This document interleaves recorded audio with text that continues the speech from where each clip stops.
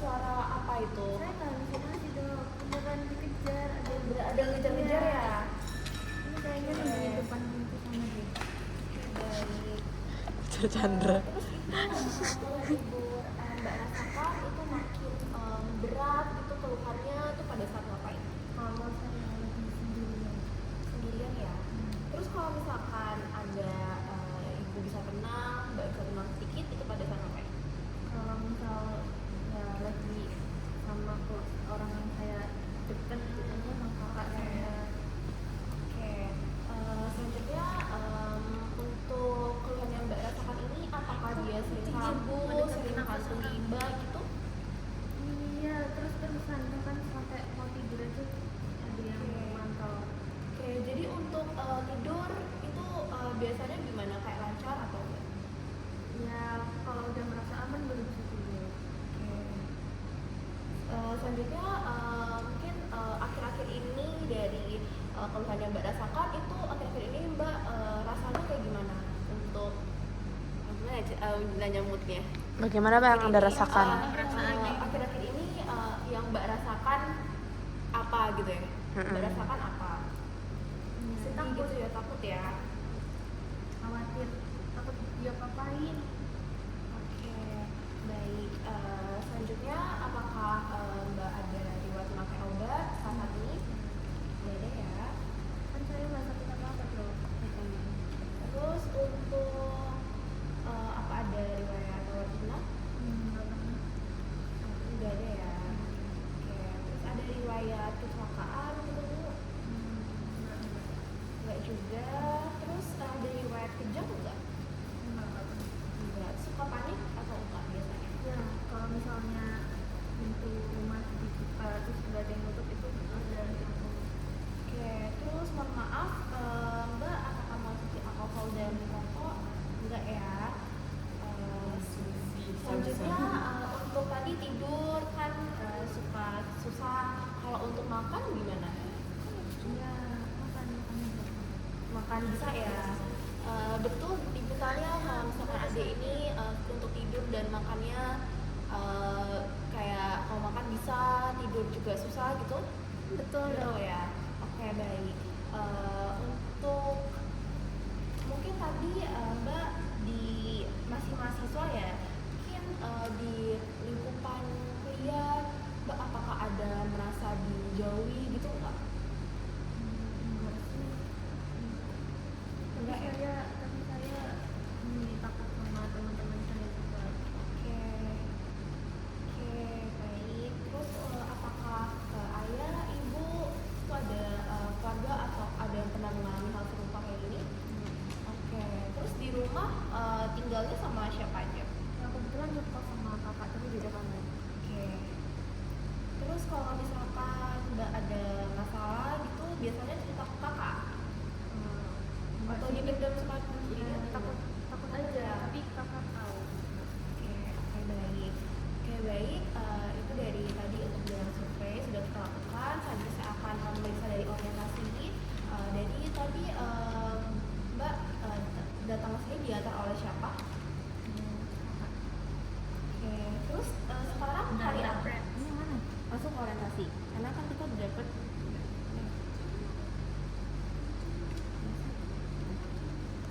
Terus sekarang hari apa? Siapa ya namanya? Ya, Senin. Senin. Bener ya. Terus sekarang jam berapa? Kayaknya jam 7-an Kayak tanggal berapa Mbak sekarang? Terus tadi di luar suasananya ramai? Ramai. Oke. Terus tadi kesini naik apa? yang mana ya? Naik mobil. Terus kemarin berpergian atau di rumah aja? Saya kuliah tapi langsung pulang habis selesai. Oke. Terus tadi Mbak sebagai mahasiswa ya, itu di mana berkuliahnya? UNS. UNS. Oke. Terus masih ingat nggak liburan terakhir kapan? Pas libur semester. Libur semester ya. Oke. Selanjutnya saya akan melakukan pemeriksaan konsentrasi dan perhatian ya. Yang pertama nanti saya akan mengucapkan 3 kata. nanti Mbak bisa mengulanginya ya. Jadi yang pertama itu ada meja, lantai, jendela. Oke. Terus Mbak suka matematika? Enggak, tapi bisa hitung kan? Iya, bisa. Oke. Mungkin bisa dari 197 97 berapa? yaudah kita 97 ke 86.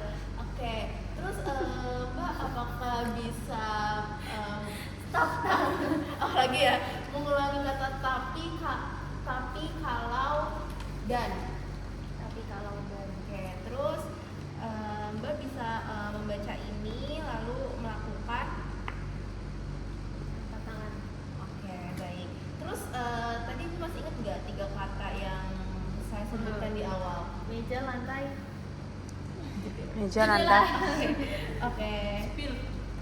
Oke, baik. Selanjutnya nanti akan saya ada gambar gitu, Mbak. Nanti Mbak bisa ikutin ya gambar saya. Oke. Selanjutnya Mbak tahu nggak peribahasa tong kosong nyaring bunyinya? Ngomong doang ada artinya. Oke, bener ya. Oke, selanjutnya aduh apa lagi anjir, tilikan. Visual spasial. Spasial pikiran oh ya. Impuls ya. Oke. Mbak Perilakunya diamatin aja kan? Kok impuls? Impuls bisa tanya ke keluarga kalau misalkan dia suka marah-marah nggak gitu. Impuls seksual, agresif. Kan ya, Ibu Talia ini kalau Mbak Anu ini kalau di rumah suka marah-marah nggak? Suka. Suka ya. Oh suka. Terus suka pernah menyerang orang lain gitu? Nggak pernah. Nggak pernah. Terus apakah ada rencana bunuh diri? Nggak tahu ya, nggak ada kayaknya deh. Nggak ada. Terus Mbak Anu ini suka kayak tiba-tiba gelisah, suka tiba-tiba meremas tangan gitu nggak? Iya. Iya, oke, berarti impuls kita. Oke, lanjut tilikan ya. Oke, Mbak Anu datang ke sini tahu nggak karena apa? Nggak tahu bibit ini, soalnya dari orang tua nyuruh kakak nganterin ke sini. Oke, terus apa Mbak merasa memerlukan pengobatan? Enggak dok, saya aja minum obat soalnya saya nggak merasa sakit. Oke, baik. Sorry. Oke, baik. Dari hasil pemeriksaan tadi sudah selesai Bu. Nanti selanjutnya akan saya resepkan obat. Nanti Mbak tenang saja, untuk obat ini Mbak bisa minum yang rutin karena dari obat tersebut nanti Mbak bisa untuk meredakan gejala yang Mbak rasakan. Nanti kalau misalnya makin parah itu bisa kontrol di minggu depan. Nanti bisa datang sini lagi gitu ya. Untuk Ibu Talia nanti bisa diingatkan untuk Mbak Anu ini untuk mengonsumsi obatnya gitu. Oke, terus kita interpretasi dokternya. Baik dokter, dari hasil pemeriksa dokter. Oke, baik. aku Tiba-tiba ada Baik, pemeran. dokter, dari hasil pemeriksaan psikiatri pasien untuk kesan umum datang seorang perempuan berusia 25 tahun berpenampilan baik, keadaan yang sehat. Lalu untuk aktivitas psikomotor pasien kooperatif, apalagi ya Tuhan, tidak terdapat adanya abnormalitas psikomotor normal. Selanjutnya untuk mood pasien tadi sedih itu apa ya? Depresi ya. Mood pasien tampak depresif. Untuk afek tadi dapatkan afeknya menyempit, ya nggak sih? Ya, kalau orang Karena dia kayak afek menyempit, di mana mood dan afeknya serasi. Selanjutnya untuk pembicaraan pasien dapat menjawab pertanyaan dengan baik, artikulasi jelas, intonasi jelas, volume jelas, koheren dan tidak ada gangguan pembicaraan seperti lack of idea, incoherent. Selanjutnya untuk gangguan persepsi didapatkan adanya halusinasi. Loh, tadi kamu nggak ada halusinasi ya? kok kamu Ada kan aku ngerasa dikejar. Itu paham nggak sih? Kamu kalau misal halusinasi lu tadi nggak oh nanya kamu gitu nggak ya? nanya kayak Kamu dengar sesuatu gak tapi orang nggak dengar gitu. Nah itu harus konfirmasi juga ke walinya harusnya. Ayo. Oke. Tadi ya guys, harusnya kalian nanya Iya. halusinasi, tanya pasiennya dengar suara yang tidak didengar oleh orang atau enggak. Terus habis itu pastiin ke walinya gitu, nanti kita dapat halusinasinya apa. Terus habis itu untuk bentuk pikirannya non realistik, isi pikirannya waham kejar, tingkat kesadaran GCS 15, apa lagi, orientasi pasien baik, daya ingat pasien baik, konsentrasi dan perhatian pasien juga baik, kemampuan visual spasial pasien baik, untuk pikiran abstrak pasien juga baik, pengendalian impuls, tadi terdapat adanya impuls agitasi. Selanjutnya untuk tirikan, didapatkan tirikan 1 di mana pasien denial, merasa nggak sakit. Denial. Terus untuk GAF score-nya itu halusinasi yang waham 40 sampai 31. Selanjutnya untuk diagnosis multiasialnya, aksi 1 didapatkan gangguan skizofrenia. Aduh, aku lupa nanya riwayat penyakit lain. Skizofrenia, aksis 2 gangguan kepribadian apa ya? Paranoid. Aksis 3 tidak terdapat ada kondisi medis lain. Aksis 4 terdapat adanya masalah psikososial di lingkungan kampusnya. Aksis 5 GAF skornya didapatkan 40 sampai 31. Oke, baik dokter, untuk diagnosis untuk asalnya seperti itu. Selanjutnya kita ke penilaian MSA. Bentar, penilaian MSA itu kita mau lakuinnya setelah kita interpretasi ke dokternya atau sebelum? Kalian mau ngelakuinnya itu, bentar. Kalau di sini yang di catatan yang aku kirim baru, itu dia itu ada kayak beda gitu. Jadi dia itu ngelakuinnya beda dari yang awal. Jadi kayak kita berdasarkan hasil pemeriksaan sebelumnya, maka akan dilakukan pemeriksaan MMSA. Pemeriksaan ini bertujuan untuk menilai apakah terdapat penurunan kemampuan kognitif gitu-gitu. Kita mau ini dipisah atau gimana? Gabung aja kayak yang si Agnes.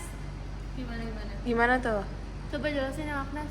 Jadi kalau Agnes itu kelompoknya untuk MSA ini di awal kita udah tahu dari orientasi gitu-gitu. Jadi di akhir kita cuma interpretasi aja. Interpretasi aja ya. Berarti ya ini bilangnya untuk oke, selanjutnya dari selanjutnya untuk penilaian MSA tadi didapatkan pertama gitu aja, orientasi pasien nilainya. Misalkan pasien tadi dapat menjawab tanggal, hari, berarti kita harus nanya tahun, musim, bulan dong di awal ya. Mama. Banyak banget sih. Emang sih kita banyak, semuanya banyak. Nah, terus orang-orang pada bisa lulus gimana caranya? Tanya. Kayaknya Tadi Agnes bilang ini, dia 80% doang, maksudnya kayak nggak hampir semuanya untuk MSA ini. Ada yang kelewat-lewat lah. Dokternya tapi lolos. Lolos tapi dia. kan Dokter gini, aja nggak tapi kan apal, gini, aku yakin. MMSA itu kan kayak cuma secara general normal, demensia berat, demensia ringan, sama demensia sedang. Jadi kayak kita Iya, berarti interpretasinya nggak sih? kita giniin aja, ini orang demensia nggak? Kira-kira dari tadi kita omong ini. Oke, kita kesepakatan aja ya. Nanti Iya, kita iya. tinggal tembak nih Ini, sesuai nih. skornya nih. Kita tembak nih sesuai skornya. Misal lu mau tembak berapa? Demensia ringan misalnya. Lu tembak aja di antara ini. Kita hafalin ininya aja udah. Oh, boleh. Oke, jadi hafalin ini guys, hafalin. selanjutnya jadi untuk berdasarkan pemeriksaan sebelumnya dari hasil kemarin No. kita kayaknya udah sempat ngomongin kesepakatan deh. Ini soalnya ada di catatan saya. Kita kesepakatan katanya 17. Gimana sih? iya benar. Ya kan? Nggak ingat. 17 tapi normal. Enggak, Demensia sedang. sedang. Normal kan 0 sampai 12. Soalnya Demensia berat 0 sampai 12. mereka 25 sampai orang-orang 30. psikiater itu ada